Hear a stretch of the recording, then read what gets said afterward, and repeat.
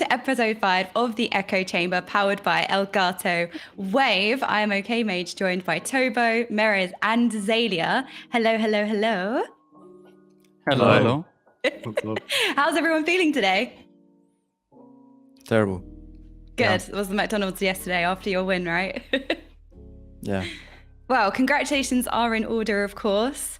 The competition was surprisingly intense this weekend. Teams are really stepping up their game. And obviously, of course, Tobo, you guys did really, really well as well coming in this weekend with Legendary. So we have a couple of different perspectives today. It's awesome to have you on as well. So we have a couple of things that we're going to go over today. We're obviously going to be talking about the nitty gritty of the competition itself, but there's a lot of other topics that we have to talk about in general as well. The implementation of Augment, Evoker, and a support class, and how that's going to feel for the rest of the time in the game. We have much more to go over as well. We do have merch going on as well, which is 20% off until the end of August. Do !merch in the chat, Echo TGP, to get 20% off. Call to action, let's go. So to start with, how did you guys find this great push in comparison to previous ones? The competition was quite fierce this time, right? Oh yeah, I mean, I can go ahead, I guess. Yeah, I mean, I think in general it was really surprising how many teams actually like started to work towards qualifying, I guess, as well in the time trials. I think there were like a lot of teams that played a decent amount of time and were actually like trying to really win and push for the like qualification, of course. And what is good to see for the competition in MDI, sometimes they were in the past, I think, where some cups were not even fully filled in other regions, and it was a little bit disastrous. So it's good that TGP has more people playing. And then, of course, like the cups were very competitive, some of them, and very spicy towards the end. Yeah, you guys had quite a few spicy moments. I think in the Proving Grounds, was it? You guys came second, but you had some sneaky tech in Freehold, which helped you out as well. Oh, that was it was a beautiful moment where everybody was so excited to play the Great Push. The time trials begin. I know Tobo can probably talk about his perspective on this one. Yeah. But then the first day we just come out and we go like double tank or whatever in this Freehold, and everybody who was like playing on live, pushing on live, and getting a team together to go Great Push, and then they're instantly met with, oh boys, who can play Blood DK? So it's just, I mean, we hopefully took the entire competition by storm within the first hour. That was the goal there. Maybe Tobo. Yeah, I mean, we saw the DK and then we just like, we figured it out within like 5 minutes. Like, oh, I guess that's how it works, you know. It's like I guess we have to do it too. And then it was like we just went Alderman for the rest of the day, I think, and then I had to make like a Blood DK overnight, and then like I don't even know what half the spells did, so I had to like hit the dummies for a bit and stuff. So yeah, that's what I was going to ask. That was very actually interesting. Yeah, because you're in the position where you have to suddenly make new characters, learn new rotations potentially as well. But like this competition as well, you've seen quite a static comp more so than other competitions. The compositions have been quite set in stone. So I can imagine this season in particular, it'd be quite surprising when you'd have to prepare something else, right? I mean, yeah, the augmentation or like the god comp basically has met Blizzard with the chances that they're like, oh yeah, we nerfed 10% here and there, and they kept on putting 10% of the comp, and it was still the best. And in the end, they now are probably gonna nerf Mage again by like 8% or something, right, on Wednesday, and it will probably still be the best. So I don't know what Blizzard is actually gonna do in the end. Like, are they gonna like remove some things or buff all the other classes or whatnot? But I swear they just keep on nerfing it by 10%, but the comp will probably still be the best until like something drastic happens. I don't know, it's really weird. So what do you guys think about the implementation of a support spec and going forward as well, if they start to put in more support specs? How does that feel in a raiding environment, Mythic Plus environment, and a competition environment as well? Actually, I just want to say, I know Blizzard took my idea because I spoke about it, I think 2 to 3 years ago, that Elemental Shaman should be deleted from the game and re-implemented as augmentation evoker, and then you would use the power of the elements to power your allies. I spoke about that online one time, and I think they took that idea from me. So obviously, I'm for the idea. So Okay, so we can blame you then. No, yeah, exactly. Everyone Oh. who hates augmentation just push it on Ken. Yeah, basically that's what you're trying to say here. That's okay. I won the tournament anyway. Oh, yeah, okay. I mean, having a static comp can be quite good as well at the same time. How did that affect you guys in practice? Because I can imagine a lot of the working out what's best or what to play in each dungeon and each scenario was kind of taken away, right? Because you were just essentially playing the same thing. I think usually we're really strong at adapting and re-rolling to new specs and whatnot. So going into this, let's say our first cup, I was a little bit worried that every team was just gonna do the same keys and you would have to win on time. And in the cup we got dominated by last minute, which is a whole nother story. But I think in general it wasn't that good for us that the comp was completely the same across the board.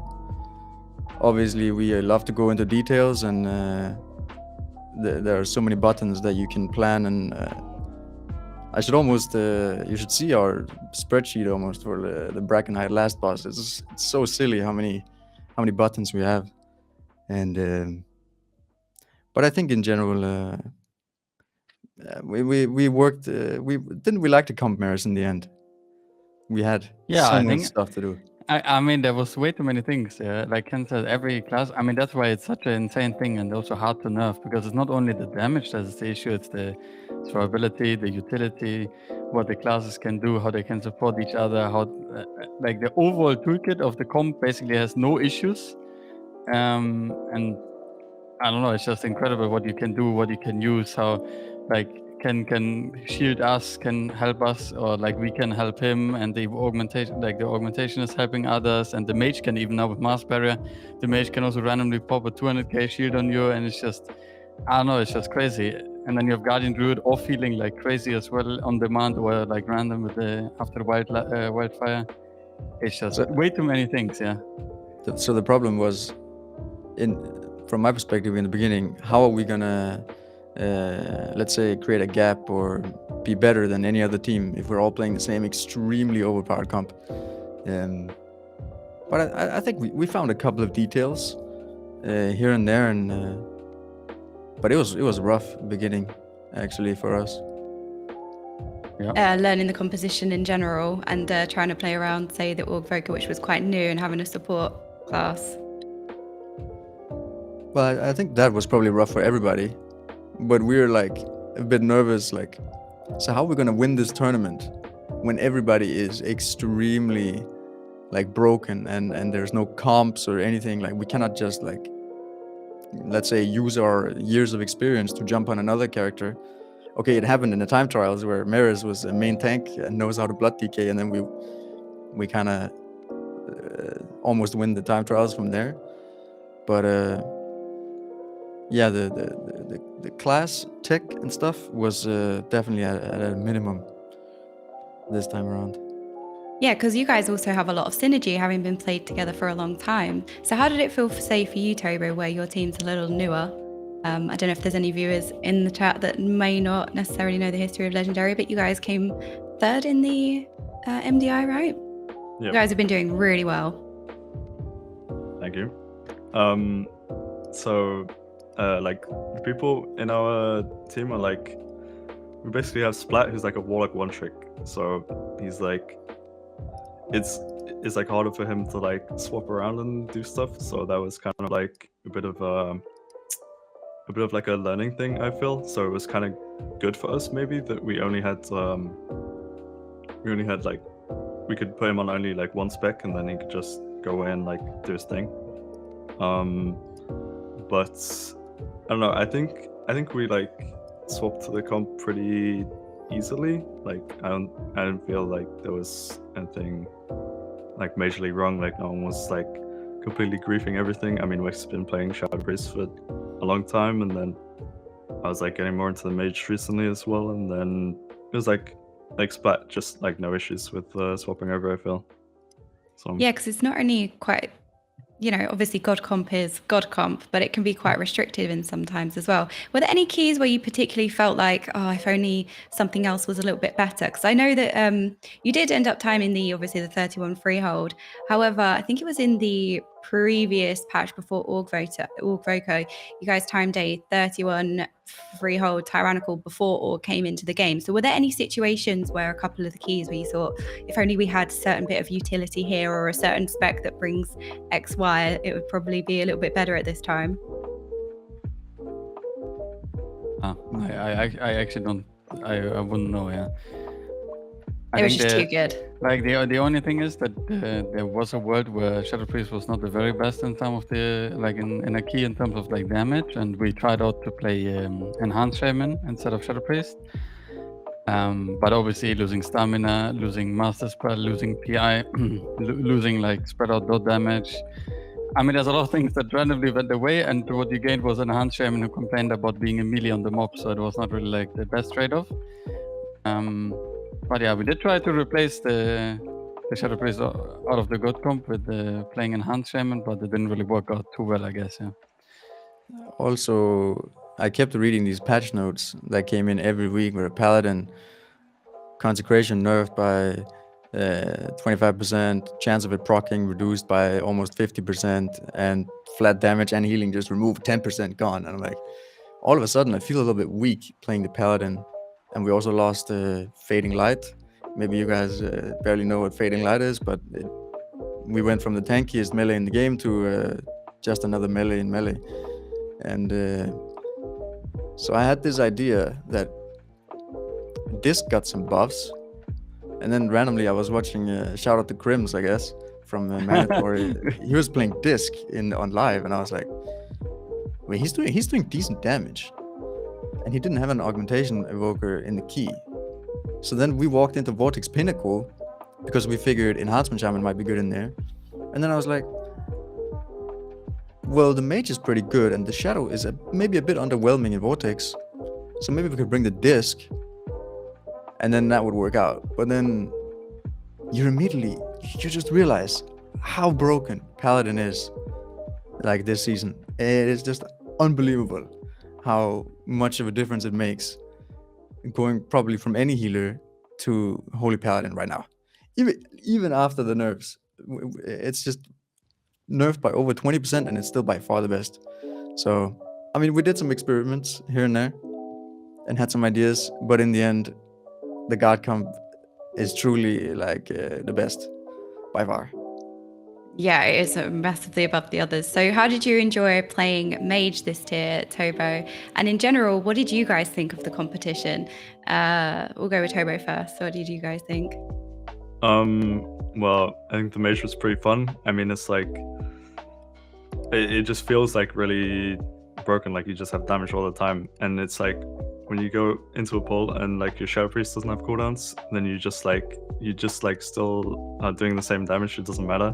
And it's like there's like a massive like gap between like you and the Shadow Priest, and that's like that's like kind of fun sometimes, I guess. Like you're just like solo carrying at some points, especially because it just like looks better on the Mythic because you have this like augmentation doing like, it looks like they're just doing no damage as well. So but yeah, I mean, I think the comp was pretty fun because it just felt like you could like work together with all these like random raid CDs you had to like, you know, you could like mass bury this like stomp or something, and then another guy on your team would live. Like I think that was very fun for me. It's actually funny because I noticed on Meeres we were playing Neltharin's Lair in practice at some point. Maybe it was a tyrannical first boss Rockmora, where you get a stomp basically every 25 seconds or whatever it is. And I realized about 4 or 5 minutes into the fight, I didn't say a single word. And Clix was just sitting there in his little command center, rescue next, wall this, Zephyr next, wall again, rescue is back, mage you have mass barrier, maybe Ken you can div on the mass barrier so we also save, Robin rally, wall again, Zephyr's back, rescue again. Like this evoker was truly the the new commander of, let's say, the normal role of the healer in the group. And I was just, okay, this is fantastic, this is phenomenal, this is great. Yeah, that's really impressive, actually. Especially as you guys in the past have had a sixth person, haven't you? Which would be you, Meeres. But you're playing now. So do you still have a sixth, or is Clix kind of the counting as two people right now? I mean, no. I mean, first of all, we don't have a sixth anymore. Like, it was a unique thing. Let's say, I guess, for the seasons where we were 6 people, it would still be better for sure. I think in any team, if you would have a sixth person looking over things and just having full free time to look at the outside and prepare whatever you want, is always like an increase in terms of the efficiency and like benefit you can have. But finding someone to fit that slot is very hard. I think it's a main issue. No, but it actually really depends. Clix was like handling most of the defensives on some bosses, right? But obviously, it swapped per boss, and it really depended on the situation, I guess. Yeah, who does what in? For example, our team is very dynamic. I guess Ken calls like if really healing is needed, for example, and also infusion on Kajin. Ken talks a lot to us, and it's like he's weak, he's strong, and then we're like using defensives properly or anything. And then like I'm, for example, reminding what you want to do next. The same Robin does that as well. Mike is calling kicks and stuff. Clix does like some defensive. So basically everyone is kind of involved in one part or the other. Yeah, I don't think necessarily like a sixth person would be in the key playing, like calling cooldowns or anything like a raid leader would in in like Race the World First. A sixth person would be super beneficial, but it's for all the things outside, like creating weak auras, looking at timings, analyzing, sitting at practice, and having someone who's not playing the key and looking at it objectively telling you, guys, this is easy, you suck, like just do it better. When in reality, when you're in the situation, it can look overwhelming at first, but that's because your approach is wrong or something. That's what a sixth person really does for you. And I think when we had Meeres on the outside, it was just a true advantage. It was really just so much better. Our time management was insane, and that's something you can do with a sixth person. But so it's definitely a bit more stressful, let's say, if you're just 5 and you feel shorter on time in general. I suppose a lot of that time is saved again by kind of playing the same sort of comp and not having to think about all of the rest of the specs in the game. So it's safe to say then that you guys had to really pull out all the stops in terms of tech and strategies. And there is one in particular, I think, that we're all dying to discuss, which is the Brackenhide last boss tech. Do you guys want to explain a little bit about what happened? Well, so I think well, it was funny, and it's one of those great moments that happen when I watch back after the day is over. It was day 2, and I see the clips and I see people raging. Echo should be disqualified, and Echo's cheating again. They probably told the admins one thing and did another thing. And I mean, I just have to say, what happened was clear as day. Okay, we get it. Plague Borers happened one time, where maybe it was a bit shady, and we got flack for that. You know, the admins and Blizzard, they came to us and like, never again, guys, that was not okay. And we're like, agreed. You know, we're all agreement, handshake, new territory from now on, where we don't there's no bamboozling. Everything is, if you have a strategy, you tell Blizzard and then you get it approved or not. And here I think Meeres was like in direct contact with our admin for like an hour straight, back and forth. Maybe you can go on. Yeah, okay. So first of all, like we got the tech to work. We got how it looks. I got like the logs, and we got the video of it as well, of course. Yeah. And then we were kind of in like, we expected, we tried it, we made it work, and we're like, okay, I mean, this really seems very OP, let's say. This is probably not allowed, right? But of course we asked, because why not, right?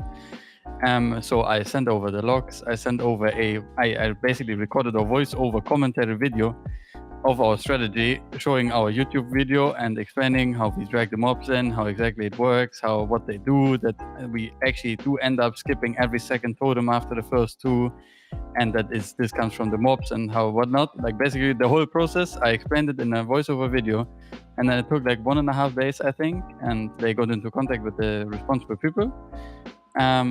They basically had to approve all of this, and we got it approved. Yeah, and I asked, even after it we basically got the okay. I asked like 3 more times, like, are you sure, guys? Yeah, because this is basically exactly what kind of the rules say that it will not be allowed, because it was like we're skipping boss mechanics, but they saw it as a situation where we're actually not avoiding the boss mechanics, we're just outplaying the boss, let's say, by how's it called? Basically making him change so we avoid only half the mechanics, but we don't just randomly skip all totems. And an example that he, for example, gave us was that if we would skip all totems after the first 2, it would not be allowed, yeah. But because we were still dealing with the mechanics and the boss cycle was technically still the same, it was allowed, let's say, I guess, yeah. Yeah, because the mob in question reduces or increases allies' cooldowns with the kind of war cry, right? So it affected the boss, meaning that the boss spawned half as many totems as usual, which was pretty significant when you're doing a key that high, right? Totems being really scary. So I guess there's arguments to be made, should the mob have affected the boss, but there have been instances where this is the case. I think I saw on Twitter somebody say, well, one of the devs say, well, you know, I put the mob in there, that's kind of as intended. But, you know, obviously Twitter is always correct, so you can take that as a fact. But that was pretty cool. Yeah, no, it was really good tech in general, actually. But so we asked, of course, are you sure? Are you sure? Because this is what's happening. And they're like, yeah, okay, it's cool. But then, you know, after day 2, maybe Tobo, like, we heard your team was going in there and trying to like replicate it because you hadn't done your 13 bracken height yet, which was almost an advantage, I guess. But then you tried to make it work. Like, was it really that easy as it looked, I guess? Well, it was like, so we go into the boss, it works like the first like 3 times or something. We're like, okay, we figured it out, you know, this is easy. And then we like we started a new key, and then we like went through, because we were like copying your like lasher spots as well in the second area. Yep. And then we went through and we're like, okay, we're gonna try the last boss again, because I want like my SKB timings, because I wanted to like play the boss and see like how it worked like with my timings. So I was like, yeah, we go again, and then it doesn't work. It's like, okay, I guess we don't know how it works.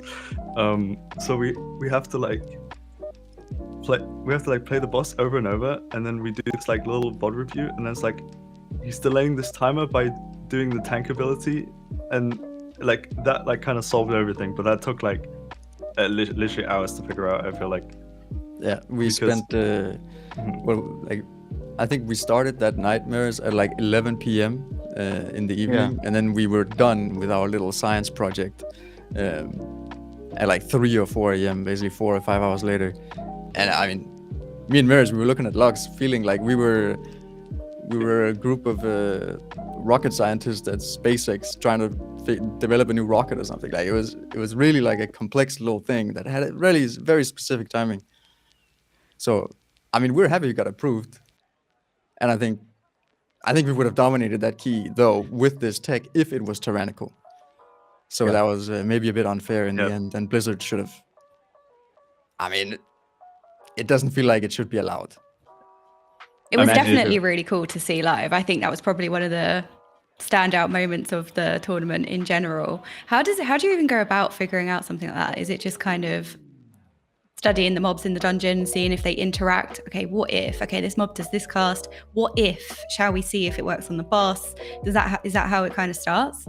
Well, we're spending a lot of time in the dungeons, just kind of like jumping around. Klix is doing his evoker thing, jumping around, while Robin is maybe doing his... Robin is like really a tech guy. He's sitting up all night just jumping around in the dungeons. But all of these weird scenarios, they tend to come from like random places. You get a DM from someone who had this happen in a weekly key, and then I don't know, all this random tech, it just kind of spawns from...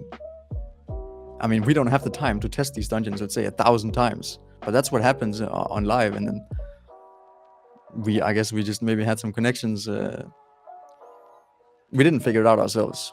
It just kind of spawns from all of I don't know. Was there any other tech that you guys had that you wish you could have showcased? Were there any dungeons that you kind of wished had come up because you cooked something up? Wait, I just want to say...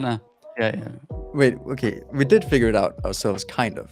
But what's happening is that we get these like we get a tip. It's like hints of wrong info, like half wrong, half right info, kinda. Yeah, we got like the hint that, oh yeah, we had war scourges on the last boss, and the boss skipped like totems or whatever. That was kind of like the info we got, and we're like, okay, yeah, that's cool. That basically, like, I mean, that's cool info, right? So we went to test, but then we spent 5 hours figuring out how it exactly worked, right? Because it was not really a good explanation, let's say.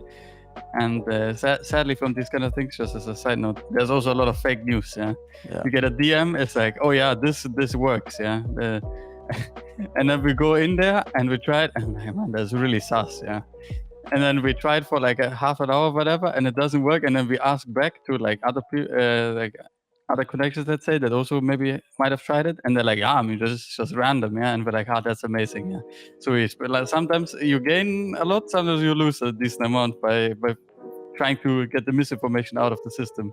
Yes, like the echo tip line. Yeah. Sorry for whoever's manning that and has to go through all the information. I think wonder at if the you guys same- are going to get a lot more now. At the same time, we gained some stuff in Brackenhide, but the first, let's say, 2 hours of this testing in Brackenhide, we were slowly building up, let's say, anger towards this, like, receiving this information that there might be a bug here. It's like, oh man, we wish we didn't know, because we couldn't actually get it to work initially. And on top of that, we also lost some time in Ultiman trying to replicate some kind of bug that was like literally 1 in a million probably. So we see this bug happening, like 1 in a million, we try to replicate it and we just lose hours. So that it's a bit of a, sometimes you win, sometimes you waste a bunch of time. Yeah, okay. Well, I guess that then leads on to, did you have any other tech that you guys had cooked up that you were kind of excited to show, or anything you didn't really get to showcase, or any other moments like Brackenhide that you were really pleased with? Not No. sure. I don't think so. Did we have? I mean, I think the only other thing is maybe the Nefaros, the dragging all wardens at the end of the like basically pulling all wardens in the last area of the dungeon to the chains and breaking them and killing them. But I think a lot of other teams were also doing this, so I don't really think this was anything crazy, to be honest. Yeah, I don't know. I don't think there was anything crazy. But it was so funny in our cup when we missed count on our Neltharis, was it 31 even? And then we ran back and we activated the chains directly onto the wardens, and no one knew about it. Or maybe some teams knew about it, but we, after the patch notes, we of course went in and tried the chains ourselves. But it seemed like a lot of these teams, they had just kind of read the patch notes and be like, okay, this doesn't work anymore, and whatever. Where we went in and tried, and we're like, okay, the chains work directly on the wardens now. And then we had a potential strategy and stuff, and yeah, maybe we didn't even know that until we saw it in your copy. It was like, what? Like, what's like, when did this happen? Like, when did this change? Yeah. So what's it like for you, Tobo, when you guys have, you know, all of your practice and stuff figured out, and then you see some kind of tech come out, and that kind of throws a spanner in the works in a way for you guys, where you have to think, right, we need to not only understand that, but also implement it?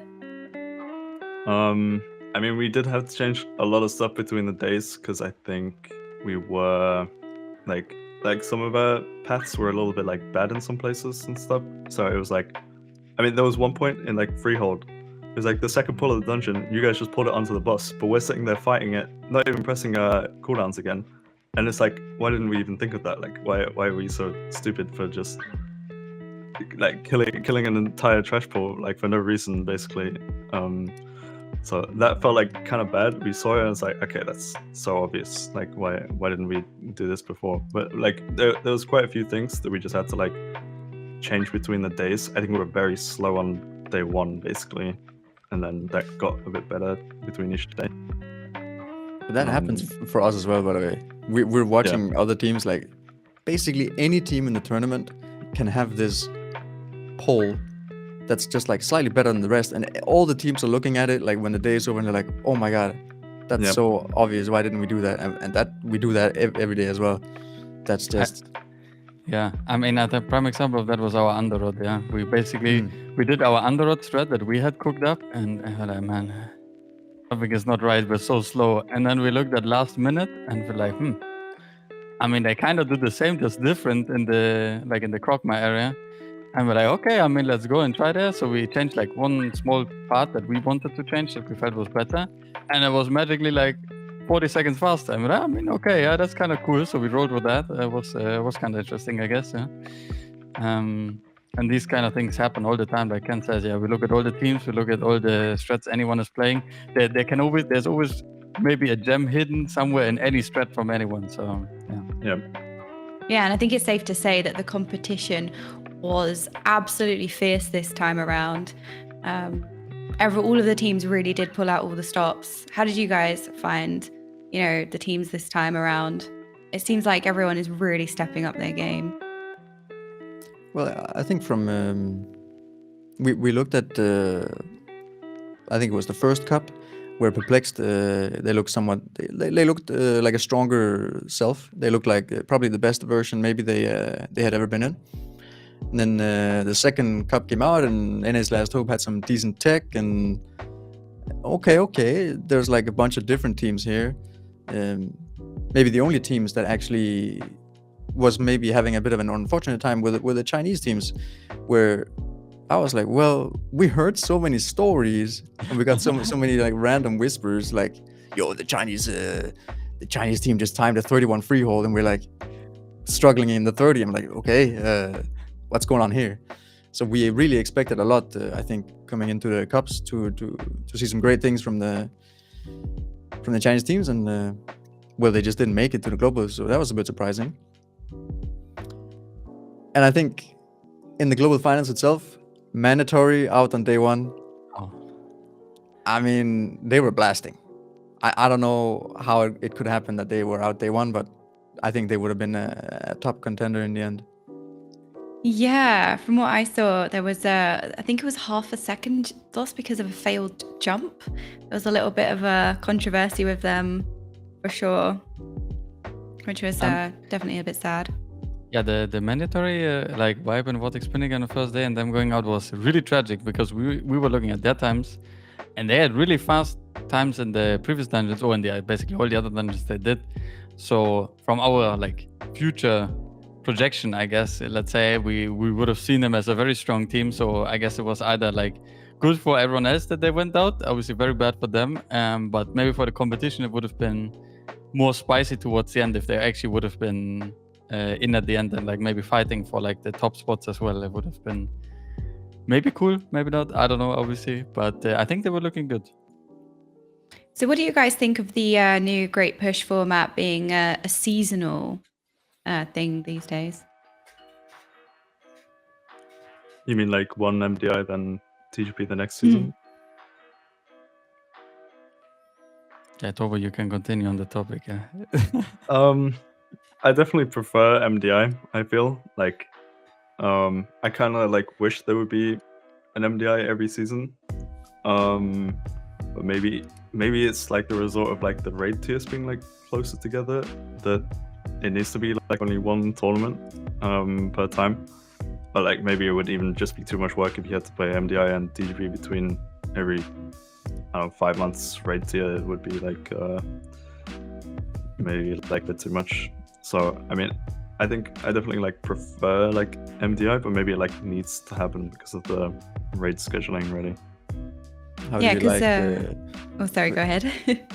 how do you like sitting Friday evening playing basically 5 hours straight of full intensity, like adrenaline, then going into Saturday doing the exact same thing, and then Sunday doing 5 hours straight of just, I mean, it's almost torture, Tobo, no? Like, yeah.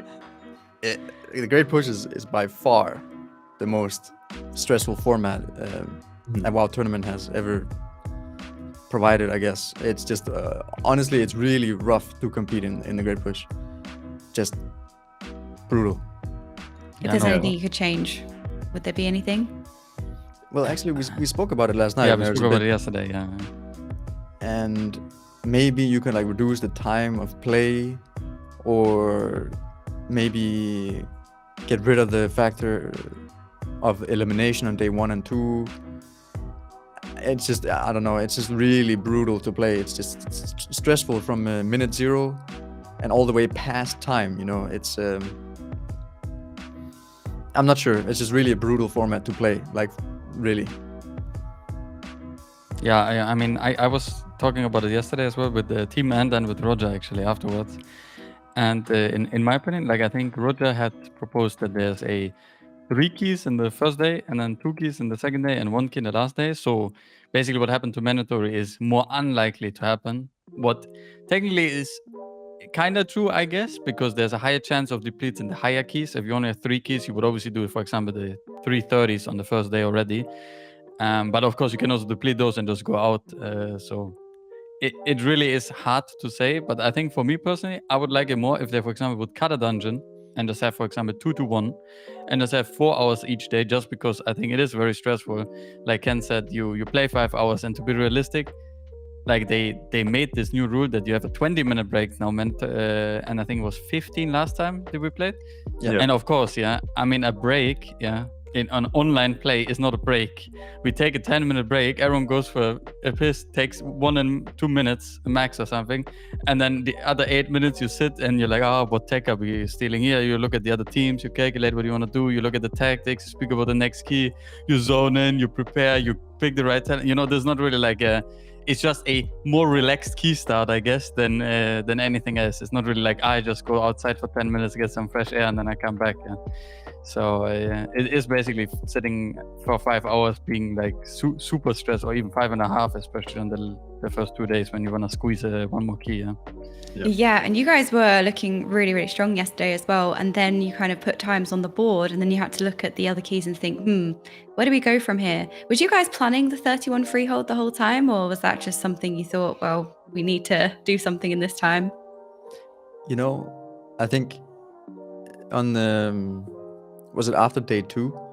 We were almost pretty convinced that the 31 freehold might be easier than the 30 halls that we had already worked on. But we had already spent the time in halls, and off broadcast, basically, or off the 5 hours, we did a lot of theory crafting and analyzing what we can maybe do to make it safe. So technically we figured out the halls already, but we felt like the key was still harder than probably the 31 freehold would be if we could get past the first boss. So it was kind of a dilemma. Do we want to bet on the fact that we can get this 30 halls done quickly, so we can also have a chance to do 31 freehold? Because the 31 freehold is more valuable than a 30 halls of infusion in case the other teams would catch up and skip the 30 halls and try to do 31 freehold instead.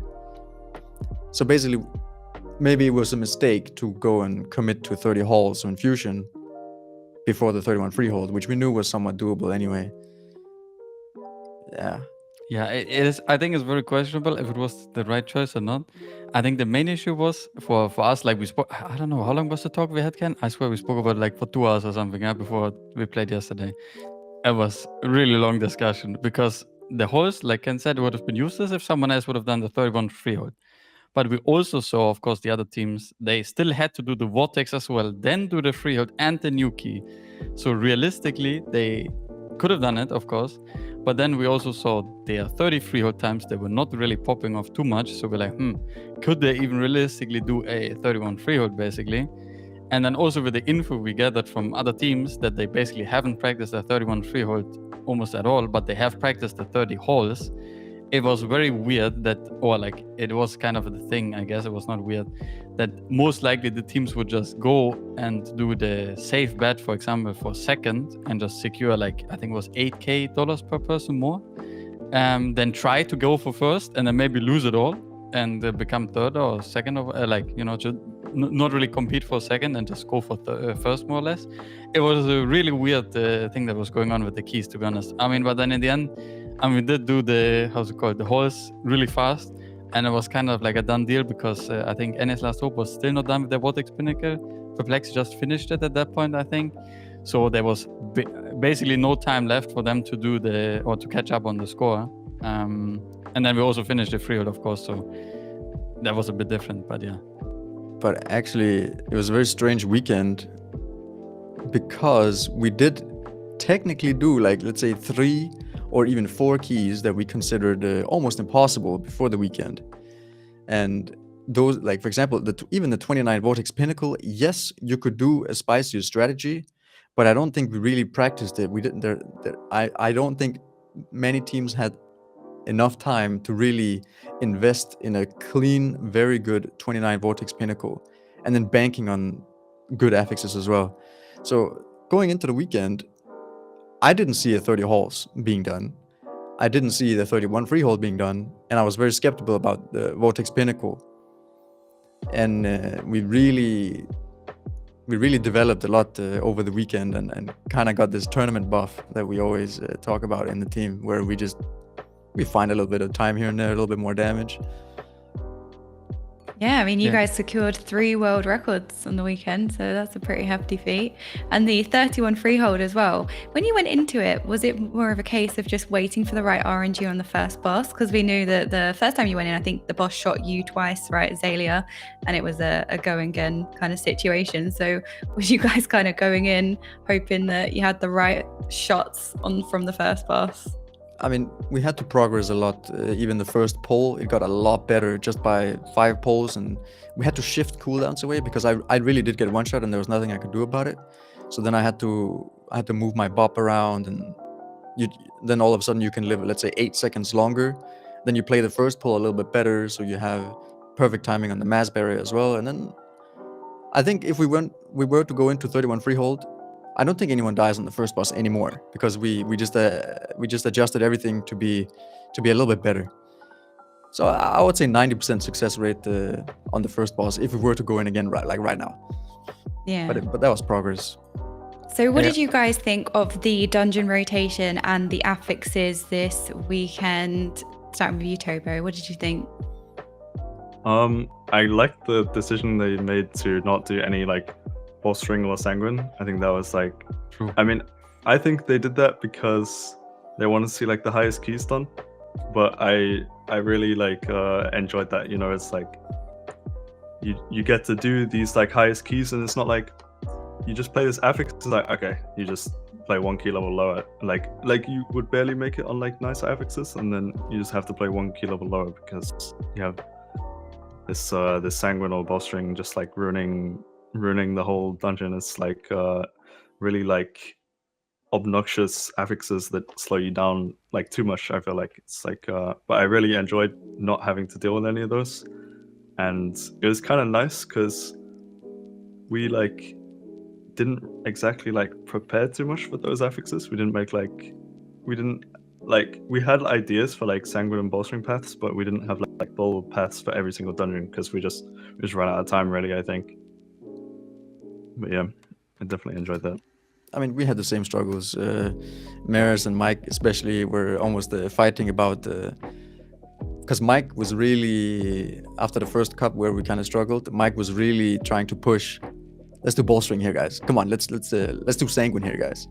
When it's hard to practice, let's say, all these dungeons on sanguine because it's completely different. Sanguine is probably the most what's it called, infectious affix that just changes the entire key. And if you spend let's say 5 hours practicing sanguine in this key, well, it's kind of useless if you don't hit that. So we struggle the same. We also, let's say, got a little bit lucky maybe that all the affixes were so good and we could just play all standard strategies pretty much. So it has to be asked, what do you guys think about playing the keys without thundering? Thundering. No seasonal mean- affix. I mean, to be honest, if they would remove sanguine and bolstering is really bad in some dungeons. If they remove sanguine and bolstering and they do these keys that they did this weekend, I mean, it's good. Yeah, it's fun to play. I think there's not really too much to complain. These affixes, they have small impact, sometimes big, but that's fine. I think like a incorporeal spawn on some of the pulls that we did, the brain overload happened. Like you have to, and like I was seeing a mob in, I was ready to release him. I was making like a countdown for Ken to hodge him, like it was in the front layer. I was making a countdown for Ken to hodge the pelter that I MC'd in. I was dodging the avalanches. I just hear the ding, ding, ding. I'm just walking. Then I hear the incorporeal text-to-speech spawn as well. I look for clicks where he's standing. I'm seeing, oh, he's casting on that. I turn around. I see my guy cast behind me. I press kick. no kicks back in Never Ends Layer, yeah. Going off. Very unfortunate. But these things happen. So I think those affixes is fine. But then you go into Sanguine and you just pull this bear face on when you do a pull and you see 2 mobs die early and one guy decides to cast and stand still for 10 seconds and you just, to be honest, you go again at that point. So it's very weird, yeah. I'm thinking about the Oaks in Bracken Heights when they do this breath and then another mob dies under him and then it's just over. He's full HP. He actually just stands there and looks at you. Yeah, he just slurping up the Sanguine. he stares you down and waits for the Sanguine to disappear before he starts moving. It's like the Oaks are amazing mobs. Get outplayed. So what would you guys look for in a seasonal affix if they were to bring one back next season? Did you like playing without a seasonal affix? Well, I think any. Well, first of all, they like to make it thematic to whatever patch they do, and I kind of like that. But it needs to somehow spice up the season, where you can invent new strategies or where you have to kind of mix it up. Like, I think reaping was not fun in a lot of areas where the healer had to. The tank was getting destroyed and the healer had to press the spell on cooldown. But the fact that it procced on 20% count, for example, like if thundering, for example, happened, like you basically triggered the thundering, then you could make routes around this. The same way awakening, where you can choose what mobs to play and then you can skip these mobs and are you going to play them on last boss? All these kind of things that kind of like change up the dungeons a little bit. I mean, I like them. Thundering was not so nice because it was more of like, oh god, you're being. It's not something that's in your control. It's not something you can really play around every single time, because as soon as one thing goes wrong, you're gonna have new thundering timings throughout the entire dungeon, and that was really frustrating about it. Yeah, you'd have to work on the overlaps, and then also if you fail it, it means it's probably going to be a wipe, and then a wipe is probably going to be a key deplete. It's just a very impactful affix, right? Same as kind of Sanguine in a way, where, you know, if you get that wrong, that's going to be very impactful as well. So, I mean, there's a couple of seasonal affixes in the past that are less impactful but change up the way that the season is, like Awakened in Season 4 BFA, where you had the mini bosses. You know, it kind of gave you a shroud where you could skip, you could choose to skip, and then you could choose which mini bosses you wanted to take on the last boss, for example. And it wasn't necessarily impactful in a way of you would lose a complete dungeon run if you, say, messed it up, for example. I mean, personally, I actually find the dungeons a bit empty now. It just feels so weird when we were practicing as well. It's like, oh, let's just put bursting on. Let's just put spiteful bursting or storming bursting, and it's all the same thing. It's just a slight annoyance in every key. It's not really that interesting. And I think the seasonal affixes are kind of, I miss them a little bit in that regard. Yeah, they had a few good ones. I think I really enjoyed Encrypted in Shadowlands. That was like... It was sick. It just created like so many possibilities, and it was like amazing. It was like this Wodrifter was like insane, and then you had the as well, like where you could just like choose to get the and then you get this like healing buff for this really hard pull, and then it's just like really like it's just really fun to play around with, I feel. And that was my favorite seasonal affix, I think. Yeah, the utility is really good, I think, you know, because then you're not as restricted as what you can take in the key, because you can use the affix to skip, you can use the affix to, you can choose what you need for that pack, for example. Shout out to all the weekly packs that only killed WoW the whole key, so you had movement speed the whole time. They were good weekly key times, I must say. Yeah. Yeah, but we want to kill this one, guys, and then the wrong one dies. That was pretty typical for every key, I think.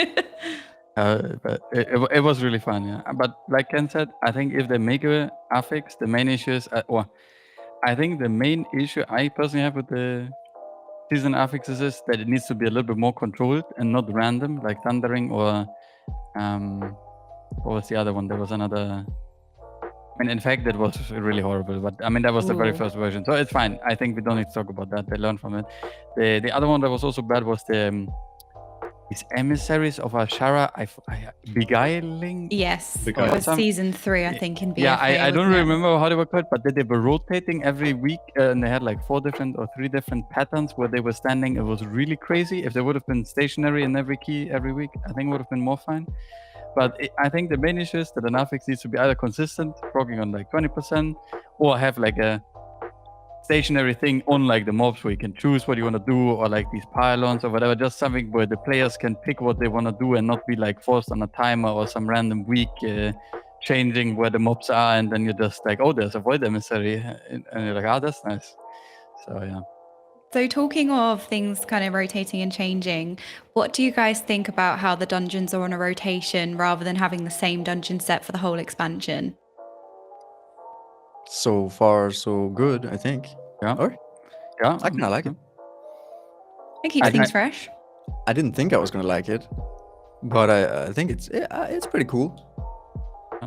Especially they're bringing doing- back old dungeons as well, right? Yeah, exactly. I think they're doing a great job at the old dungeons, like implementing the old dungeons and actually reworking them so they're not complete disaster is really good. Yeah, I think a not so good one from the past was like, how was it called? Grimray Depot was really out of place, I think, for the current, like how the game was played in a way, because it was just one way and you kind of had to kill all the packs, and it was really weird because there was not really anything to do. When Shadow Grounds, it was also kind of the same, but it was way more interactive with the group. In Grimrail, everyone just ran after the tank, and the tank was getting smacked hard, and you had to AoE stop like 2 mobs, and that's it. And in other dungeons, they implemented mobs that you had to kick, that you probably had to like deal with in a way, I guess. So it was more interactive, and the same did with Vortex Pinnacle. So if they continue this trend with the new dungeons, I think, the old new dungeons, I guess, it is really nice. Yeah, I guess when those dungeons came out, they didn't have Mythic Plus back then because Mythic Plus came in Legion. So a lot of those dungeons weren't designed with Mythic Plus and affixes in mind. For example, Grimrail Depot being quite narrow, so Sanguine being quite noticeable in somewhere like Grimrail. Noticeable being a very nice storming word. in there was pretty fun too. Yeah, there's a lot of those old dungeons that it hasn't really, they don't have Mythic Plus in mind, but so far I think they're doing a pretty good job. They've also made a couple of changes to a lot of the dungeons as well. I think Freehold has seen a couple of changes this season where they removed the dog RP, for example, and the second boss is more static. Do you like that direction that Blizzard is going with those much quicker changes and kind of removing stuff like RP from dungeons? I think for sure. It was it's always annoying when you have to compare. Let's say there's a rank 1 time on any kind of leaderboard. Now that Red.io is implemented into the actual game and your score matters, kind of, it's always annoying having to see a rank 1 time. Oh well, they just got the easy freehold dog event or whatever, or they got the left door in Waker's Manor. I heard someone talk about Waker's Manor yesterday. Oh my gosh, yeah, the doors, that was really bad actually. Yeah, so I mean they're moving away from that stuff, so there's really honestly no complaints from my side here. I think it's good.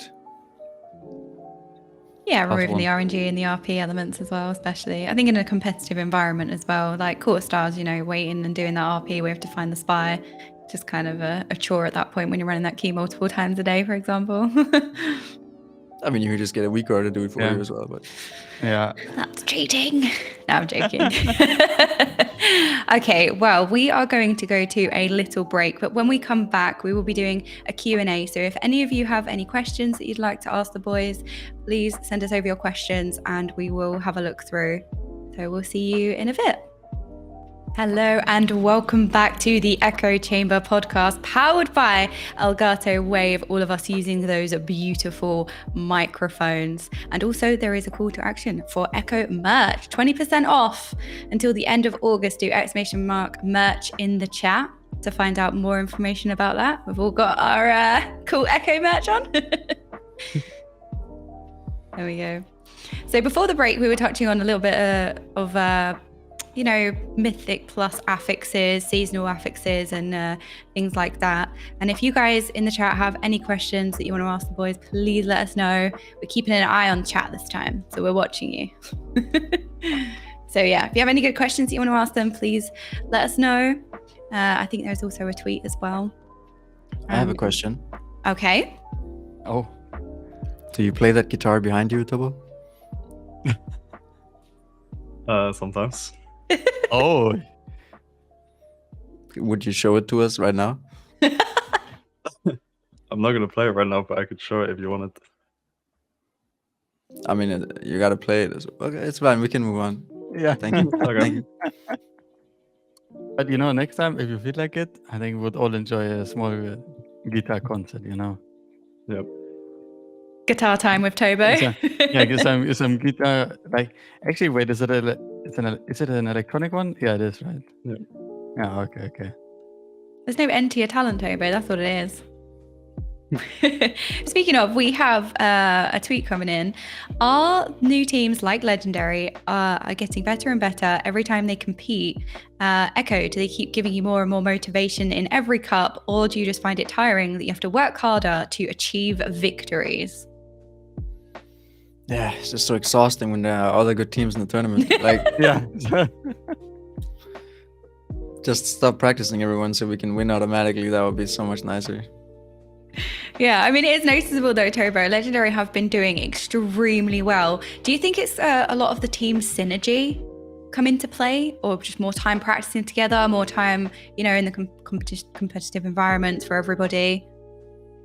I mean, it's just like, we just put a lot of time in, really. It's like, at some point, like, the more and more time you put in, it's like you just close the gap, like, over time, really, and you get this, like, all this, like, tournament experience and stuff. I think we were, like, not so good in, like, the dungeons this time around, but I think we are definitely getting better in, like, the tournament, like, aspects. Like, we, like, make sure we're, like, going very quick between dungeons and maximizing the breaks and stuff, and, like, our practice has been, like, getting better and, like, more efficient and stuff. And then we like, work we're, like, working better in general, but I think we were, like, a little bit less prepared in, like, the dungeons this time around than last time. Also because, like, TGP has, like, less time than MDI. It's, like, a shorter format. So I think the extra time for MDI, like, benefited us a lot compared to this time. Yeah, on this topic, actually, how much did you practice every day, if you want to say, I guess? It was interesting to hear how other teams, how much they practice. Well, when we had the 4 days, we played 11 hours each day. But we were talking about doing more next time if like, people are down for that, because more practice is just good. Like, we literally ran out of time while playing that much every day. So I think we'll probably try and do more next time. Did you take breaks? We had a 1 hour food break, and that's about it. That's a pro tip that can implement it as well. Yeah. I just want to say, going into Cup 1, our practice was in shambles because of all kinds of things. Robin's power outage, Mike going to festivals and whatever. But most importantly, practicing into Cup 1, we didn't have a 1 hour food break every day.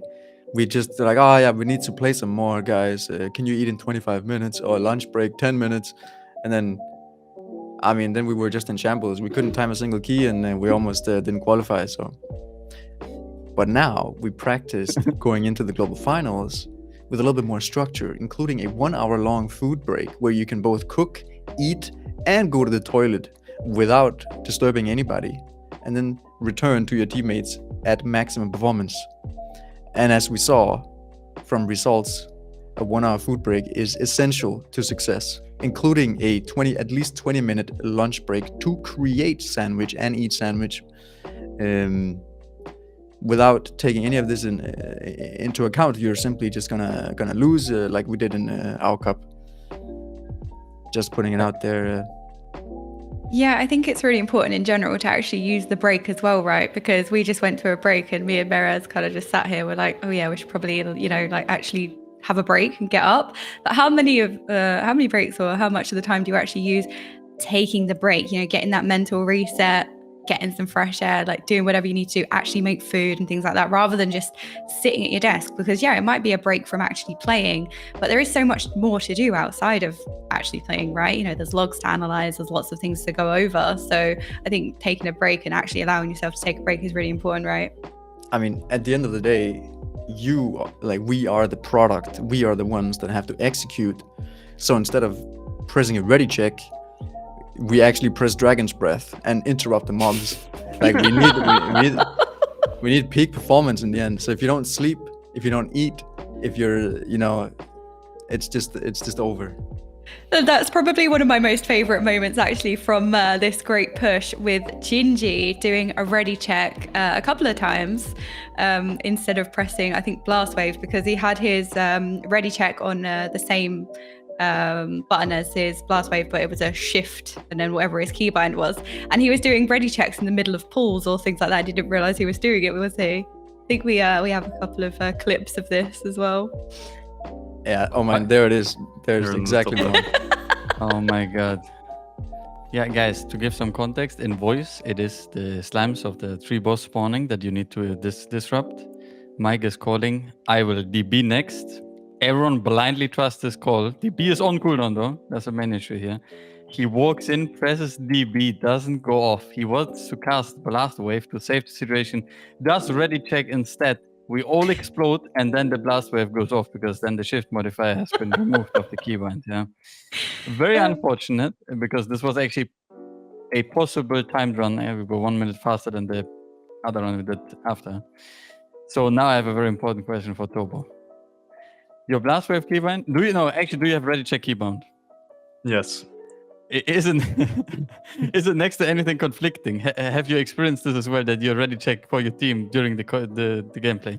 No, I mean, the only thing I did was like, instead of like pressing a pull timer, I pressed a second ready check. Basically, that was like the only thing that like was bad, because I have them like the same keybind, like ready check, and I'm like pull timer, cancel pull timer, ready check, all on the same keybind with like different like modifiers. Oh, okay. Ooh, okay. So basically, Tobo better mage than Gingy, confirmed. Confirmed. Yeah, confirmed. Were there any other situations that any of you ran into with little funny moments like that, or little quirks other than the ready check from Gingy? Did any of you run into that, Tobo? I mean, well, there was definitely a few times, like Meeres said, when you say you're gonna DB next, but you don't even have it. So then you just do a quick little adjust and like walk in and Blast Wave instead. But there's definitely like a few close calls with that, from me especially. But I can't think of anything like the like the ready check situation, like a similar situation for us. Yeah, look at the halls. So we of got the ready infusion. check replay. You're just sitting there playing the most intense pool of your life, and then all of a sudden it's like, boom, ready check. Wake up, wakey, wakey, pay attention. That's when you know Mike is sweating hard. Yeah. It is too funny, because we all, like, it happens so many times in practice, and we have told Mike, can you please move the keybind? You're pressing it randomly, and he's like, nah, it's okay, it's all good, yeah. And then he's like in this pull, and he's calling the AoE stops, and it's like, Raw next, DP next, and then ready check, and you're like, okay, ready, yeah. But then we don't wipe, thankfully, sometimes, right? Sadly, we wipe in the Bracken Hyper, man. When, like Ken said, when you hear the ready check, Mike is in shambles, like fully, basically. I mean, that's just a signal that you need some help to you guys. Exactly. Yeah, it's like, Are we ready to help? help me out. Okay, so we have one question from the chat asking, what did you have in your McDonald's yesterday after the win? Me? Yes, Zaelia, sorry. I mean, I always get the same thing. It's a burger called McFeast, but you don't have it in. I think it's more Denmark and Sweden that has this McFeast. But it's just the best burger, and everyone's missing out. So I had a large McFeast menu with Coke and large fries, of course, and 2 of these like special pommes sauces that we have here as well. I basically just go to the McDonald's. I'm like, hey. They're like, hey, what do you want? I say, I'll just have the usual. And then the lady there is like, sorry, what? And I'm like, the usual. And then I just drive to the next window and I get nothing. But one day, the lady there, she will know my order. I keep trying. Just tell her what you won, you know, casually, the great push this weekend. No diff. That's not gonna work, unfortunately. We have one more question from Renan in the chat. Any thoughts on the overlay tech that's out there and potential impact on the MDI and dungeon strats? I guess hope I don't have to deal with any of that stuff. Like, I hope that's completely gone, so we just don't even have to worry about it. Yeah, I mean, I can say from a technical POV as the tech and vigor creator of the team, I will need a few more people to help me out if this goes through. So it's not happening, guys. Please fix, or the world will end. I think it will actually end already, and the race will first. What will happen? So it's all okay. You don't need to worry. So on the topic of kind of tanking, what do you guys think? Should they bring back snap spots for tanks from It's Me GeForce? I suppose we haven't really seen snapping as much. Did we have in Shadowlands? There was a little bit of snapping, but it was kind of taken away going from BFA to Shadowlands, wasn't it? It was in, I think the most prevalent was in Azure World when we used it in MDI, and we pulled the mobs, we jumped down on the bosses and they snapped to the bosses. And then it was also, I think that's about it as far as I remember. Maybe you guys know another snap spot that was used? I hate snapping, dude. The only time someone, like, what comes into my mind when people start talking about snapping is the grand final in Sydney against at the time Method and A. And we go into Shrine of Storm and we try to snap these casters or whatever onto the little pole in the beginning, and it's just full team wipe. And well, we lost this, I don't know what we lost, 0-3. Yeah. And it was all following a terrible snap pool. So I'm glad that the game is a bit more, I guess, solid in that regard.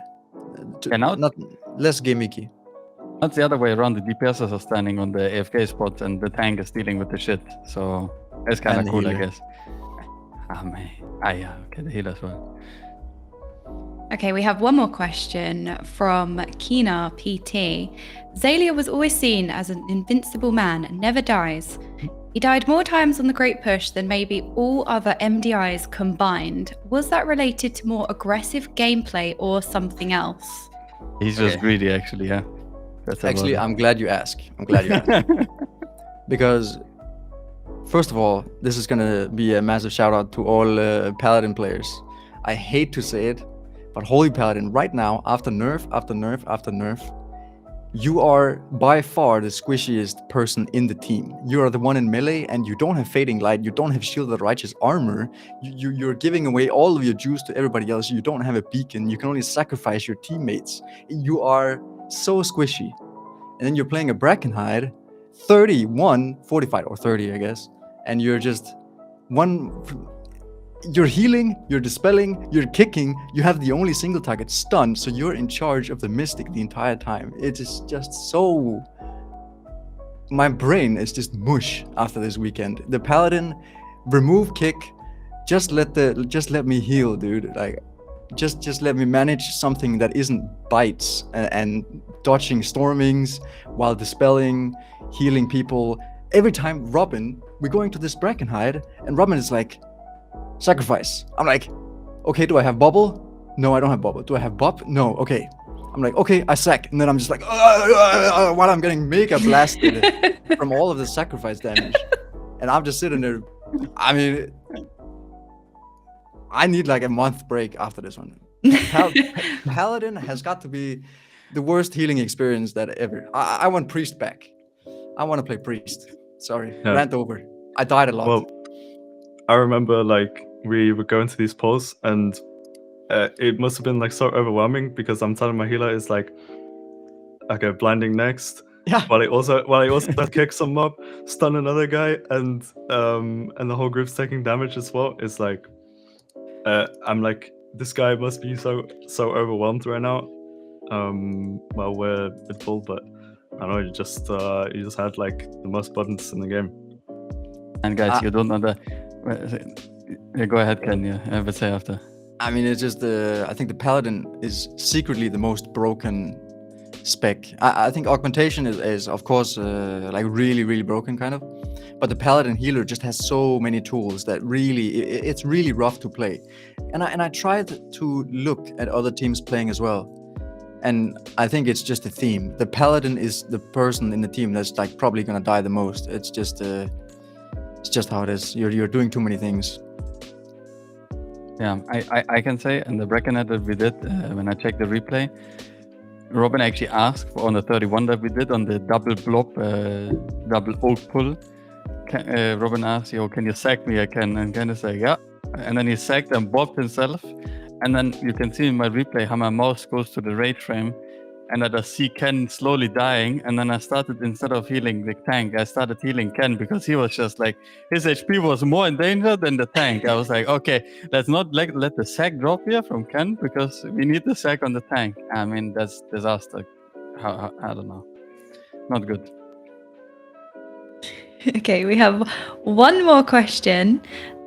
Heals for Cash is asking, of all the retired regular affixes, which one would you prefer to return and which affix would it replace in a competitive point of view? Tobo, should we start with you? The old affixes that went away. Yeah, so of all the retired regular affixes, which one would you prefer to return? And is there an affix you would replace for it? Were there any good ones? I don't even know. I don't remember a good one that went away. I want DPS may explosives say back. reaping. Yeah, guys, get explosives back because I don't have to deal with them. That's Ken's job as well. I mean, it sounds like you don't have much to do, right? So I feel like if you should bring explosives back because, just sound bored, really. Explosives really sucked. That was a bad experience all around. I can't think of a single affix that I would want to return really. You don't want Quaking back? Quaking was lit. Quaking over Sanguine. I mean, I would take it any day, to be honest. Yeah, Quaking over Sanguine, but that's like you're replacing a really bad affix with a bad affix. It's like, yeah, but the one gives like the whole team a little bit of not so much fun, and the other team gives the whole team like absolutely no fun at all with Sanguine. Yeah. I think I would take that trade, but yeah. But I think in general, all these let's say standard affixes, they're just uninteresting kind of. And I think if they were to bring seasonal affixes back, like in a good and interesting way, that would be a much nicer path than trying to bring all these, let's say, more annoying affixes just to make it harder. Like the dungeons are so complex in themselves. Like you walk into the first Polar Vortex Pinnacle, it's just a math equation to not die and really like play well. So there's enough on the plate. We don't need more storming or whatever. Yep. No, I think there's a couple of seasonal affixes which encrypted or even awakened. There's a couple of seasonal affixes that I suppose most of us wouldn't mind seeing again. There was teaming as well. I always thought with teaming, instead of it just duplicating, additional mobs in the pack, that would make some mobs, some packs really difficult to deal with, especially in King's Rest. There'd be a really scary pack and it would duplicate what mobs were scary. So you basically had more of them and it would make that pack almost impossible to take. But I always thought if they brought teaming back, or they had some version of teaming where they kind of just duplicate like filler mobs inside some packs that weren't really that impactful, but like added mobs that weren't too scary. Generally affixes that don't impact the dungeons too much and they're not too punishing if you fail them, especially with how regularly you see them. Sanguine, a pool will drop every time you kill a mob, so you're regularly going to see that through the dungeon, and it being as impactful as it is always, I think, the negative part, I would say. Yeah, I mean ideas like teaming is cool, but then again, I think what I always think about in these scenarios is if you play on live and you're pushing keys live with your friends and whatnot, you're trying to gain score. Do you want every week to be a push week? Because let's say you get teaming, and then it's not properly calibrated, and then teaming is just way worse. There, you just can't do an optimal route. Then all of a sudden you're just like once again back to this scenario that was maybe that was more in Shadowlands, where there was just like push weeks that were 20% easier than the rest. So with all of that in mind, I'm completely okay with these affixes not really mattering too much. I think Sanguine is the only affix that really still grinds my gears a bit. How would you change Sanguine if you could? I mean, I would take Sanguine Remove as it. it is, and I would grab it in my hands, and I would put it in the bin, dude. That's how I would do it. I don't even know if there's a good way to change Sanguine. It just makes absolutely. I mean, I guess one way to make it maybe tiny bit okay, not really okay, bearable, I guess, is if the pools wouldn't stack anymore. So right now, like you randomly kill 3 mobs, one guy doesn't move, he's insta full HP, and you're just despair phase instantly. Or you make it like cap out that can only heal a mob by 10% of his HP max or something. I don't know, like it just, there needs to be some prevention of a pool dropping, a mob deciding to vape it out, and be 100% almost, yeah? And then you just, that's amazing. Such a cool experience.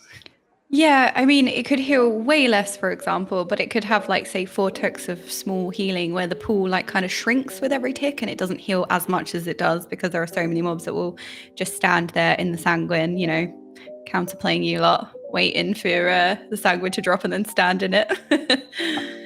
I mean, there's definitely some ways, but the best is Ken's. I'm with Ken on the suggestion. In the bin.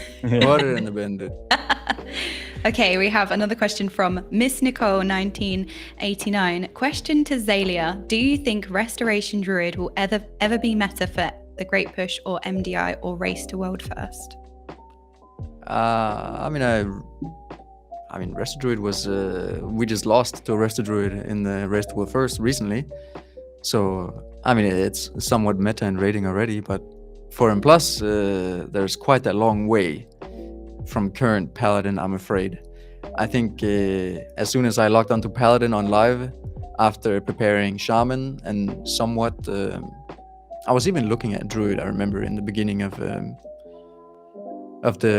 even the expansion. But then as soon as you log onto the Paladin, you just realize, damn, you know, there's so much power in here, and until they really like fully rework the class with all of the tools, it's rough for even just a healer without kick. Like for Druid, you need to get Skull Bash, and then you have to go cat form, and you have to charge in. It's just, yeah. I don't want to ramble on too much about like about healer balance and whatnot. It's just Paladin is just too good.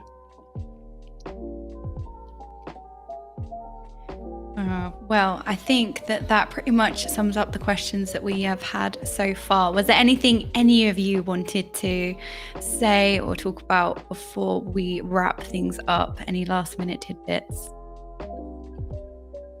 I was surprised that last minute didn't completely dominate the global finals as well. I'm actually a bit confused because I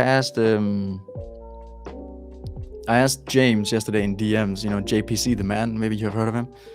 Maybe.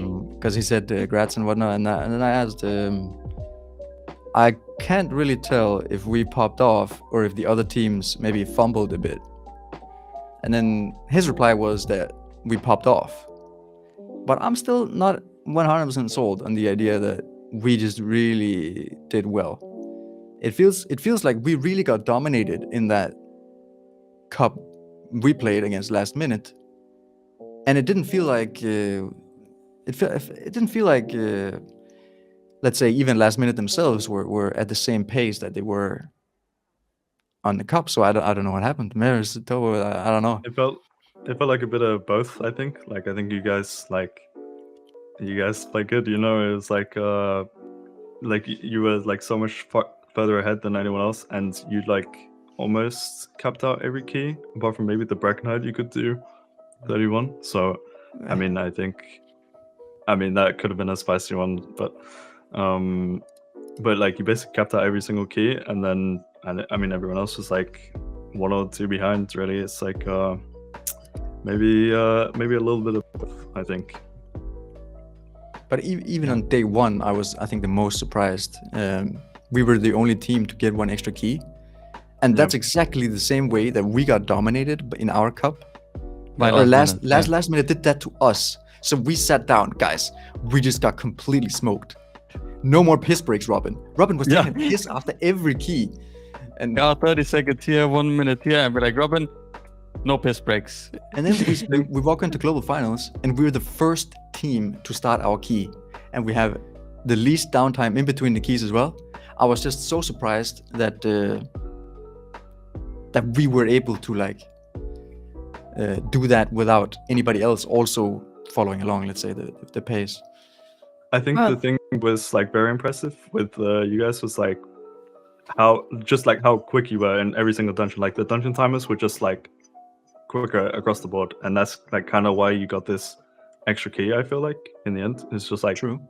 You're just like faster. You know, I feel like compared to us especially, we were literally like at some point we were like 30 minutes behind in dungeon timer alone. You know, it felt like kind of bad because like we were just slow on the first day. I don't know if we played like too safe or something, or like our runs were not like our routes were not the best, but I don't know. You guys are just very, very quick overall, I feel. I guess we had a clean day one. Yeah, that was probably maybe our best day even. I think it was our best day, probably. Even though the second day with the 2-shot Vortex Pinnacle was giving a good advantage as well in terms of like security and whatnot. And I think actually the Vortex Pinnacle, after rewatching it, we had the biggest nerd screams on the Vortex Pinnacle, I think. I was so... Yeah, that was a tight key for me personally, actually. I was worried about that key a lot. And that was really a relief to get that one done. But yeah. So, that was cool. Good tournament. Kind of on the subject, from AON22, how do you guys motivate each other if something bad happens in the cups to stay focused and have positive vibes? Or do we just yell at each other? Yeah, we just yell at each other. Yeah. Like, fuck you, Ken. Die again. Okay, this is a bit of maybe like leak from insider knowledge here, but basically Mike walked onto Treemouth, and then he died or something when he was trying to interrupt the mobs, and then he said, "Robin, you fucking suck," and then we had to take like a 2-day break from practice, and the team almost imploded, and then we won the tournament. Yeah, we just came back strong from that. Yeah, you know, actually, there's this quote that I always carry with me. It's from Kelly Clarkson. She said, "What doesn't kill you make you stronger." So, wise words. Yeah, with that force, we took the win this weekend. That's by the way, guys. That's why Ken keeps us low HP, because what doesn't kill us makes us stronger. So we learn. Yeah, there you go. I think when you spend like this much time together every single day, you can like definitely just fall into these arguments like more than once. You know, it's like it's just gonna happen eventually, right? Like. Oh wait, your team was fighting? Wait, I was like half joking. No, not like fighting, but it's just like you have these like disagreements, or like you're not like screaming at each other, but it's like, you know, you just spend like this much time together. It's like something's gonna happen at some point, and it's like it just happens. You gotta like get through it again, I think. Yeah. I mean, spending a lot of time with each other is really good for building synergy, but yeah, definitely gonna be it's good with the bad, right?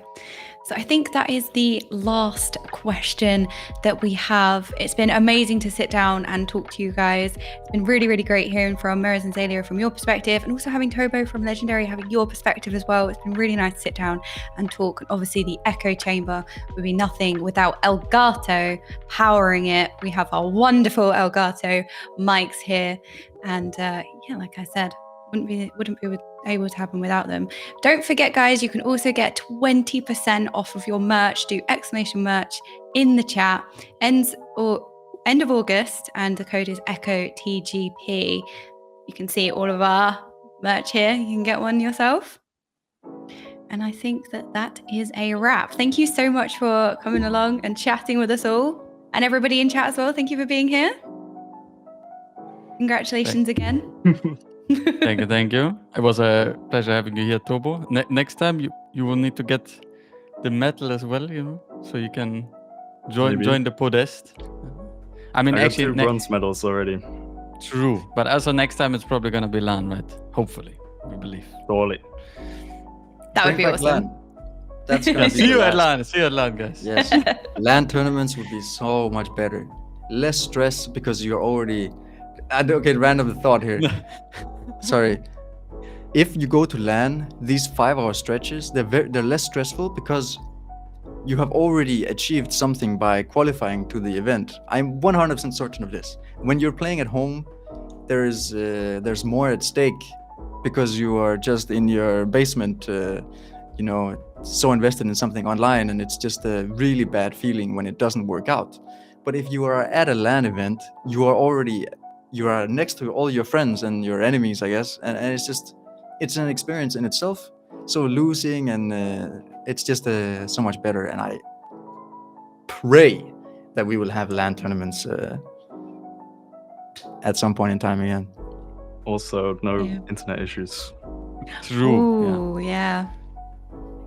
Actually, Quite can a have some few of internet those. issues. True, but we don't need to talk about it now. Nah, it's fine. It's fine. Like a quick one. Like I actually remember we were walking into this triple executor pole in Vortex Pinnacle, like right at the end, and then I see a healer like running on the spot, like when someone legs out, No. and then Oh no. it's like I said Igloo's like that, like because he wasn't saying anything either, but we like just walked into the pole and he came back after 5 seconds, and I mean there was no internet issues for the rest of the tournament, but that could have been very bad. I saw your live flash before your eyes already. Nightmare fuel. It's like healer DC on triple executioner pull, and you're like, it's over. Yeah, pretty scary stuff. All right. Well, thank you again to Elgato for powering episode 5 of the Echo Chamber, and we will see you guys next time. Thank you so much. Bye. Thank you.